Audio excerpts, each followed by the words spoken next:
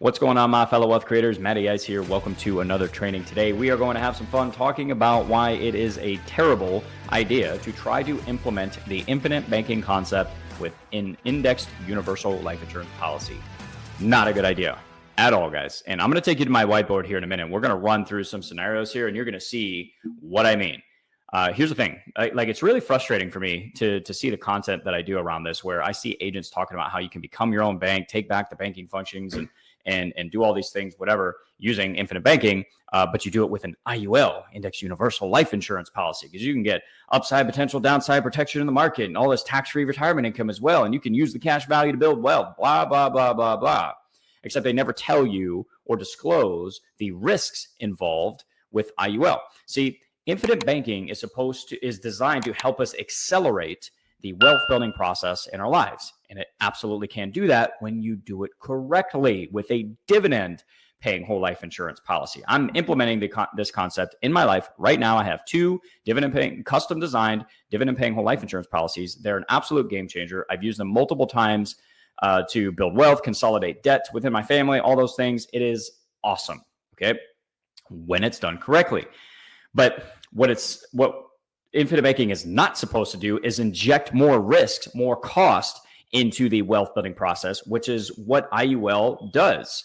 And again, by the end of this video, you're going to see what I'm talking about. And it's just really frustrating because I'm such an advocate of infinite banking because of what it's doing in my own life. So obviously I want to share that with you guys, and it is really powerful. But I want you guys to be careful because there's so much bad information out there. And listen, I almost drank the Kool-Aid, the IUL Kool-Aid. I almost purchased an IUL. Fortunately, I continued to do my research. I continued to ask questions. And once I've realized how risky these products are, all the things that can go wrong with them. I'm talking about IUL, obviously.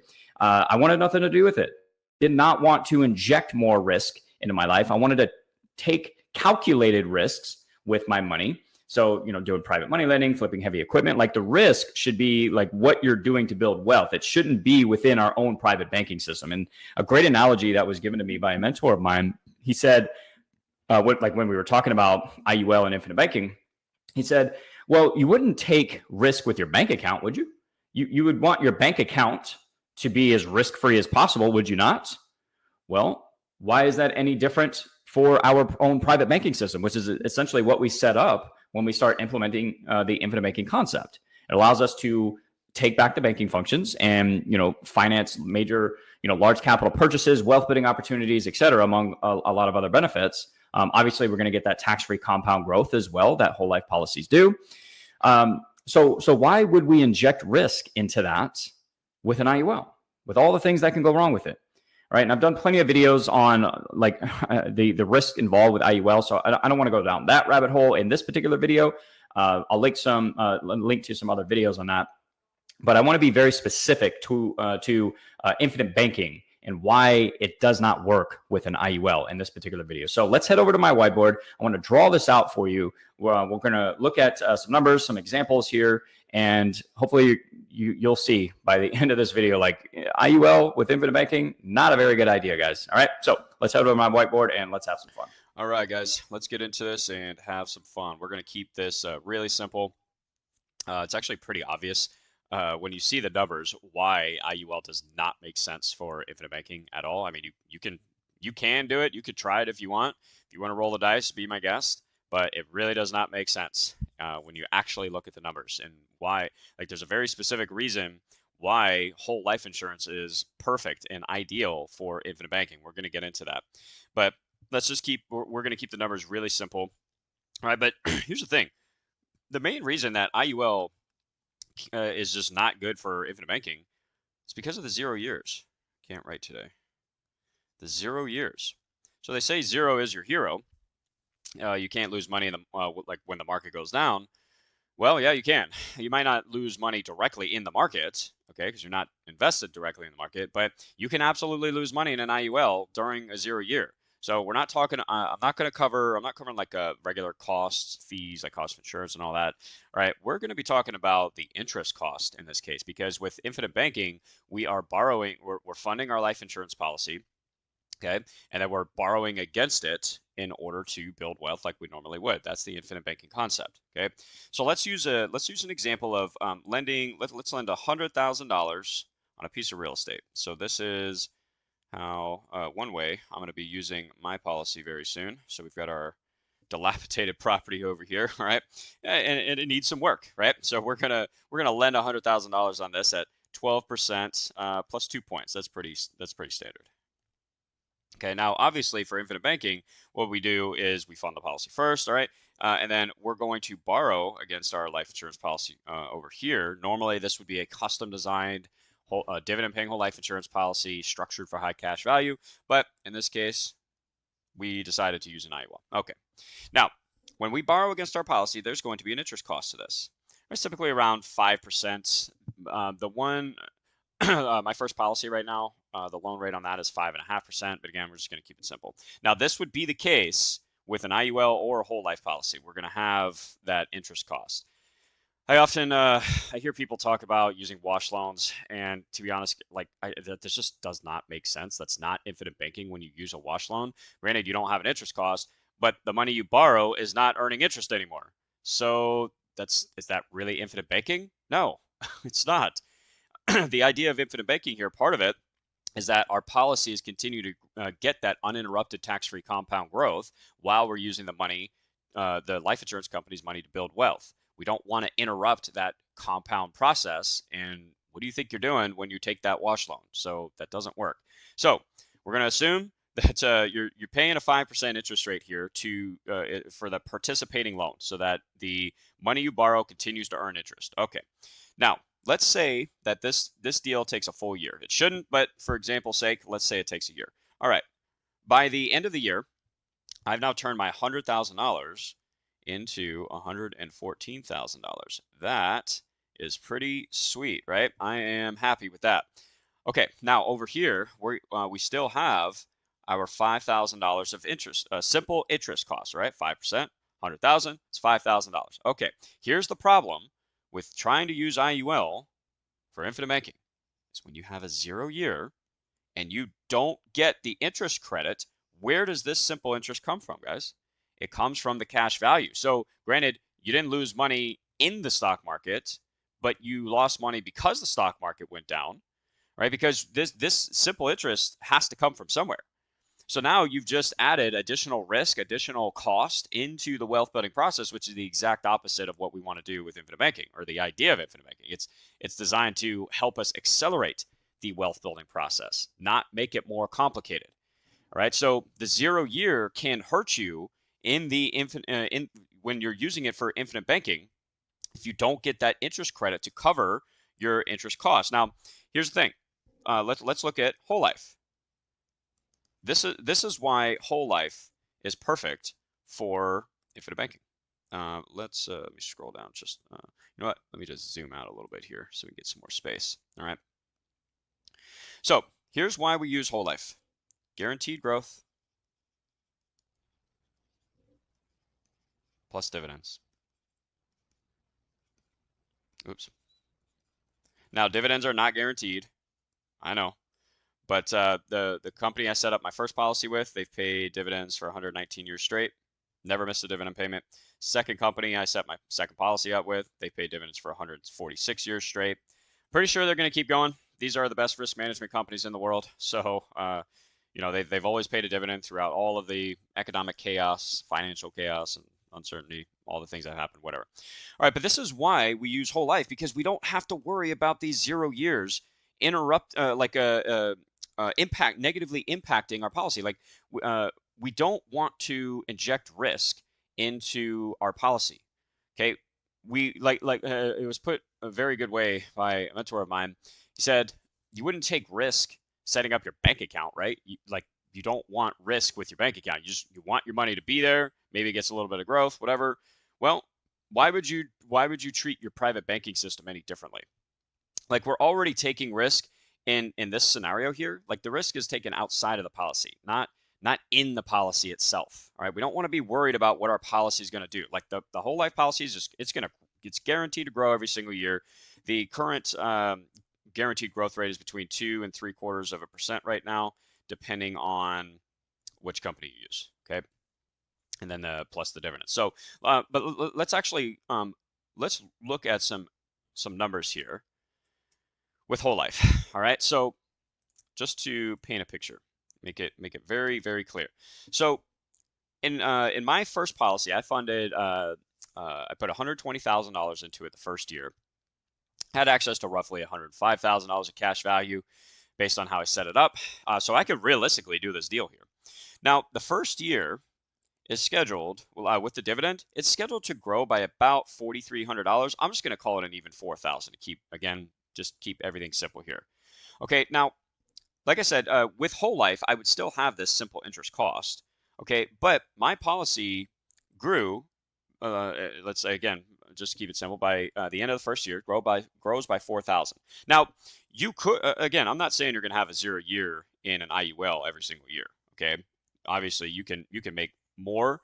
You can have good years in an IUL. You can make more than this $5,000 of simple interest. Again, the problem though is the 0 years, the multiple 0 years that you're going to have throughout the lifetime of the policy using this strategy. This will happen multiple times because guess what? The stock market doesn't go up every single year, right?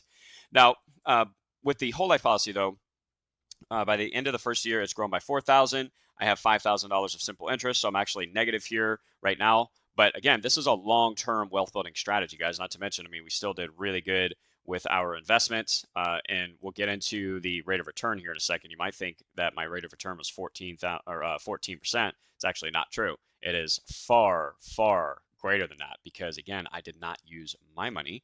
I used my life insurance company's money so that my money stayed in the policy, continuing to build wealth and grow. So the idea being that eventually I'm earning money twice. Now, in this scenario, I'm not earning money twice just yet because, well, technically anyways, I mean, I guess technically you do, but the net, like if I have, if my policy grows by $4,000, I have $5,000 of simple interest. Well, I'm negative there. But over the long run, what happens with whole life is it gets more and more efficient, meaning this gets more and more profitable every single year. So maybe by the end of the second year, my policy grows by $5,000. Now I'm at a wash here, right? My policy grows by 5,000. My interest cost to build wealth in this scenario is $5,000. All right, that's a wash there. That's pretty sweet. By year 3, now maybe it grows by 6,000. And then year 4 grows by 7,500, and then year 5 it grows by 10,000. Whatever. It's going to keep doing that, so that over time the growth of my policy far exceeds the amount of simple interest that I am paying in order to create this scenario, in order to implement this strategy. Now, the pushback I'll get sometimes is like, well, why would you pay interest in order to create or to invest in this deal? Why not just invest 100,000? Well, because of all the benefits that I get with the policy, one of them being uninterrupted compound growth. Let's talk about that for a second. It is very worth it. It is a small price to pay. The simple interest is, that is. So we pay simple interest. It's a very small price to pay, a very small cost of doing business in order to earn uninterrupted compound interest in our policy. Because the simple interest is being applied to a lower and lower balance. The compound interest is being applied to a higher and higher balance. Guys, I've run the numbers on this. When I first did it, it just blew my mind. I could have a policy loan rate of 8%, only earn 4 or 5% in my policy, and still come out ahead significantly every year. Like as my policy gets more efficient, like make sure you check out that training. It's just crazy how powerful compound interest is when it's actually working for you, not against you. All right, so very small price to pay when it comes to the simple interest that over here. The other reason too, though, in addition to all the other benefits that our policies get, is my rate of return on this deal is very significant, and I'm mimicking exactly what the banks do. So watch this. You might think I have a 14% rate of return here. That's not true. So let's actually calculate the numbers. So my gross profit here was $14,000. What did it cost me to earn the $14,000? Well, if I didn't fund the policy first, and I just lent my $100,000 out, the answer to that question would be $100,000. I had to use I had to take $100,000 of my own money and lend it out on the real estate. In that case, I would have a 14% return. But I didn't do that, did I? I put my $100,000 into the whole life policy first. Then I borrowed the life insurance company's money. So my actual cost of this deal is the simple interest, $5,000. So if I subtract that, what's my net? Okay, my net is $9,000. And then when I divide that by my $5,000 of cost, we get our true rate of return here. And I'll run this here on the calculator really quick. All right, $9,000 profit divided by the $5,000 cost. We would do the same thing in any other deal. Like if you bought something for I don't know, if you bought something for $100, sold it for $120, $150, whatever, what would your like actual rate of return on that be? It's literally the same exact thing. So we actually made, what did that say? 1.8, and we moved the decimal over 2 places to get the interest rate. It's 180% rate of return. This is exactly what banks do, guys. When they pay us 1% for our deposit and then they lend it out at 4 or 5%, they're not making a 4 or 5% rate of return in that scenario. That's the spread they make, but that's not their rate of return. If you take 5 minus 1, that's 4, and then 4 divided by the 1, what's your actual rate of return there? It's 400%. This is the same exact thing that we're doing right here.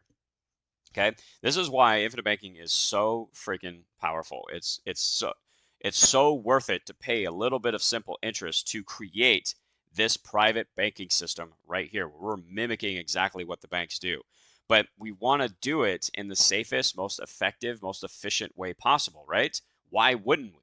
Why are we trying to inject risk by using an IUL? Because you think that you might get a couple of extra percentage points of growth in the policy. But see, here's the thing. So we're not setting the policies up for the growth themselves within the policy. That's just a bonus. So the guaranteed growth and dividends that we get, that is just a bonus. That's like we don't want to be taking risks though inside of our policy where we're going to have an outstanding loan balance and we might not get interest credits, and so now we have to eat that interest credit or that interest for that year. That affects our ability to build wealth. We're going backwards at that point, guys. It just does not make sense to use an IUL for this. Hopefully you see that by now. Whole life is far more effective because it gets more and more efficient every single year. It's guaranteed to grow. We don't have to worry about 0 years. We don't have to worry about the stock market. We don't have to worry about cap rates, par rates, rising cost of insurance, managing net amount at risk. I mean, do we really want to mess with all of that while we're trying to do this, like in this case, this real estate deal? No. Like, that's just, I don't want to deal with that. I want to focus on making my investment as profitable as possible. I don't want to be worried about what's happening in my policy. And with a whole life policy, I don't have to worry about anything. It's going to grow. It's going to get those dividends. And yeah, it's pretty sweet.